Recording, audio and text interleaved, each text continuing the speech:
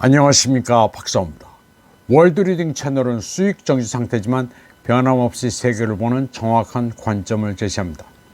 이번 방송에서는 트럼프의 복귀가 유럽에 미치는 영향에 대해 설명드리겠습니다. 러시아 매체 RT의 독일어판은 트럼프가 온다, 그리고 유럽을 끝장낼 것이라는 제목의 칼럼을 게재했습니다. 도널드 트럼프의 선거 승리로 크로스 애틀랜틱 악몽이 현실이 됐다고 했습니다. 유럽은 이제 미국의 우크라이나 프로젝트를 두려워해야 한다고 했습니다. 그리고 일부 유럽 국가들이 드네프르 강에 군대를 파견하려는 움직임을 보이는 동안 새 백악관의 주인은 유럽연합을 실존적 위기에 빠뜨릴 수 있다고 말했습니다. 바이든 행정부가 유럽을 우크라이나 분쟁에 끌어들여 유럽 전체 경제를 나락에 빠뜨리는데 트럼프라고 해서 별 나을 게 없다는 얘기입니다. 도널드 트럼프의 취임식은 한 달 정도 남았지만 그의 미국 대통령 취임을 서방세계 전역에서 떨리는 마음으로 기다리고 있다고 했습니다. 폴리티코는 최근 호에서 트럼프의 복귀는 유럽연합에 있어서 심각한 시험의 시기가 될 것이라고 결론지었습니다. 폴리티코의 기사는 트럼프가 EU 해체를 원한다고 가정하고 있습니다. 폴리티코는 이전 임기 동안 구세계, 즉 유럽의 우호적이라고 정확하게 설명할 수 없는 트럼프의 결정과 실질적인 움직임에 대한 장황한 내용을 정리했습니다.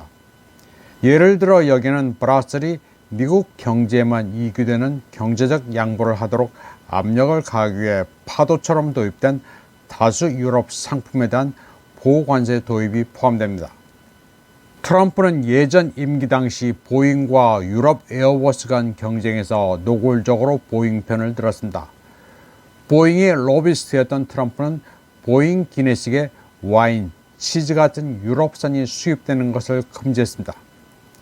보잉이 에어버스와 다툼이 생기자 WTO에 제소해 결국 패소했지만 트럼프는 WTO 판결을 인정하지 않겠다고 반격했습니다. 그러자 WTO 항소위원회 판사들은 겁에 질려 사임했습니다. 이후 미국은 49차례나 신임 판사 임명을 막아 판결 집행을 막았습니다. 트럼프는 또 독일에 대해 러시아 파이프라인 가스 공급에 대한 장기 계약을 취소하고 루이지애나 해안에 훨씬 더 비싼 LNG, 액화 천연가스로 전환하려는 의도를 상기시켰습니다. LNG, 액화 석유가스는 절대 파이프라인 가스를 가격 경쟁에서 이길 수 없습니다. 가스를 액화에 배로 운반한 다음 가스 저장 시설에 옮겨야 하기 때문입니다. 억지로 미국산 LNG를 사서 쓰는 유럽 국가들은 비싼 에너지 가격에 죽을 맛입니다. 민간 부문에 가기도 어렵고 기업은 채산성이 떨어져 몰락하고 있습니다. 유럽은 미국의 소비자보다 두세 배 높은 가격에 미국 LNG를 사용하고 있습니다. 그런 면에서 러시아산 파이프라인 가스를 끄는 독일은 국가 자살의 길을 택한 것입니다. 전 독일 총리 앙겔라 메르켈은 러시아 가스가 러독 양국의 윈윈이 되는 좋은 거래였다면서 이는 결코 전략적 실수가 아니었다고 말했습니다. 메르켈은 회고록 홍보차 파리에 머물면서 프랑스 국영 TV 채널 프랑스2와 단독 인터뷰를 갖고 이같이 말했습니다. 메르켈은 러시아와의 가스 거래는 뿌리 깊은 전통이 있다고 말했습니다. 냉전 시기 시작돼 자신의 재임 기간 동안 계속됐다고 했습니다. 따라서 러시아와의 가스 거래는 실수도 아니고 저렴한 가격이라 독일에도 이득이었다고 설명했습니다.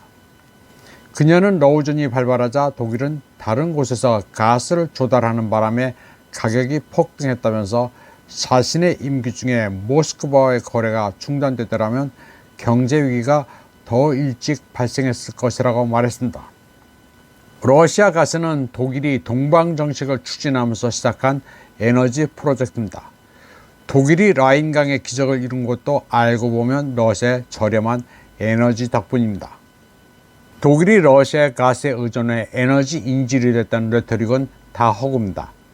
러시아는 단 한 번도 에너지를 무기화해 독일의 압력을 가한 적이 없습니다. 한국에서는 메르켈이 동독 출신의 빨갱이라 공산주의 러시아와 결탁해 에너지 안보를 넘겼다는 식의 무식한 소리를 하는 사람들이 제법 있습니다. 그리고 그런 무식한 소리를 하는 게 대부분 보수 우파라고 자처하는 자들입니다. 또 독일은 러시아를 적대시할 하등의 이유도 없습니다. 러시아는 미국, 영국도 꺼려했던 독일 통일에 찬성한 나라입니다.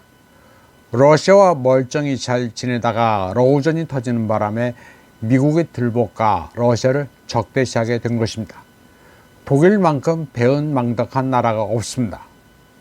유럽에서도 독일은 러우전에 발을 디디는 바람에 망하는 대표적인 국가입니다.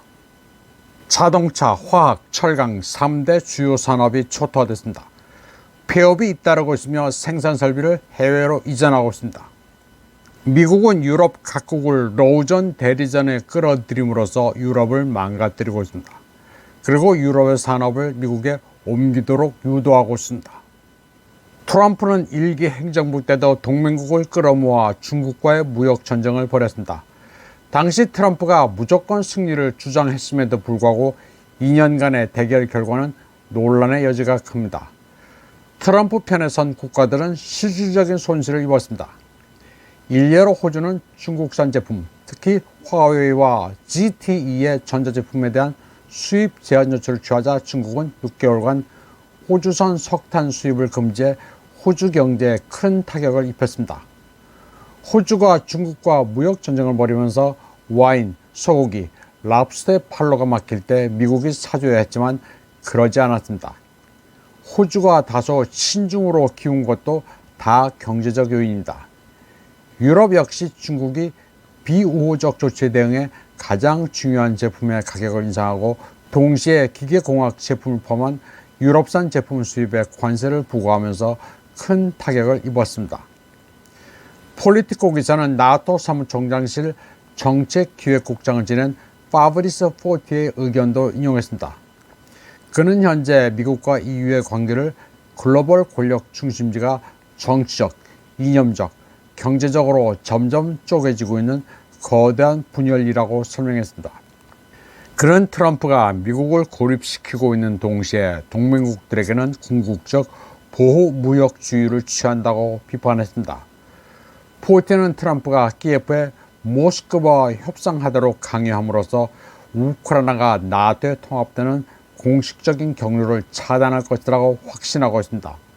그러면서 유럽에서는 이 모든 것이 유럽연합을 약화시키고 심지어 고의적으로 해체하기 위한 명백한 순서로 간주된다고 분석했습니다. 전 EU 주재 미국 대사인 앤서니 가드너는 트럼프와 그의 트럼포노믹스가 통일된 유럽에 만족하지 않고 미국 기업에 대한 이익과 대통령의 개인적인 동정심을 바탕으로 하나씩 무역 협정을 체결할 수 있는 개별 국가의 분열에 만족한다고 믿고 있습니다. 다음 소식입니다. 통합 러시아당 당수 자격으로 중국 베이징을 방문한 드미트리 메드베제프는 러중 양국의 우호를 재확인했습니다. 트럼프가 1월 20일 취임식에 시진핑을 초청한 가운데 러시아가 선수를 쳤습니다. 미국은 러시아, 중국을 갈라놓으려 했지만 실패했습니다. 메드베제프가 베이징을 방문한 첫날 신화통신은 이를 보도하지 않았습니다. 그러다가 메드베제프가 시진핑을 만나자 이를 보도했습니다. 둘 사이에 얘기가 잘 됐으니 보도한 것입니다. 러시아 매체 짜르그라드는 메드베제프가 트럼프의 뺨을 때렸다면서 푸틴의 메시지는 시진핑을 기분 좋게 만들었다고 보도했습니다. 모스크바와 베이징은 서로에 대한 충성을 확인했고 러시아, 중국을 이간질하기 위해 당근과 채찍을 사용하려던 워싱턴의 시도는 실패했다고 짜르그라드는 분석했습니다. 그리고 메드베제프, 시진핑이 만나면서 상호 이해가 없었다면 방문은 제대로 보도되지 않고 넘어갔을 것이라면서 이는 트럼프 행정부의 첫 번째 실수라고 말했습니다. 그러면서 지정학적 삼각관계인 러시아, 중국, 미국 구도에서는 무조건 2대1의 주도권을 잡는 쪽이 승리한다고 평가했습니다. 메드베제프는 베이징에서 가진 기자회견에서 악의를 품은 사람들은 러시아, 중국 간 관계의 발전에서 자신에 대한 위협을 본다고 말했습니다.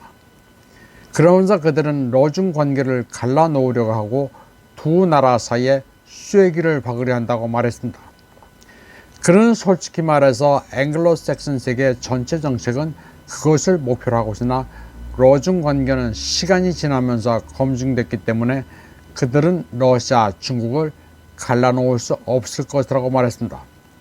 그리고 이는 주권 국가 간의 좋은 이웃, 평등한 관계로 상호 이익이 되고 유용하며 우호적이라고 말했습니다.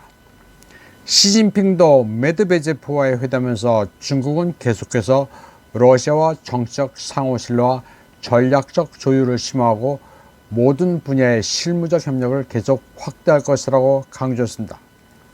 시진핑은 중국이 지속적인 설린 우호, 포괄적인 전략적 상호작용, 호혜 협력의 정신을 견지할 것이라고 확신했습니다. 시진핑은 두 나라는 서로의 가장 큰 이웃이며 우호 관계 발전은 필연적인 역사적 논리와 강력한 내부 원동력을 갖고 있다고 말했습니다.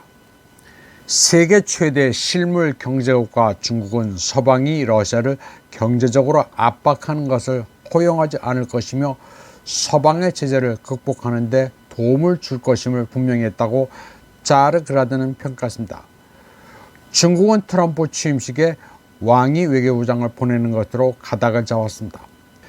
트럼프는 자기가 백악관을 비우는 동안 세상이 달라졌다는 것을 잘 모르는 것 같습니다. 트럼프는 부르면 올 줄 알았겠지만 시진핑은 넘어가지 않았습니다. 이번 방송은 여기까지 하겠습니다. 시청해주신 여러분 감사합니다.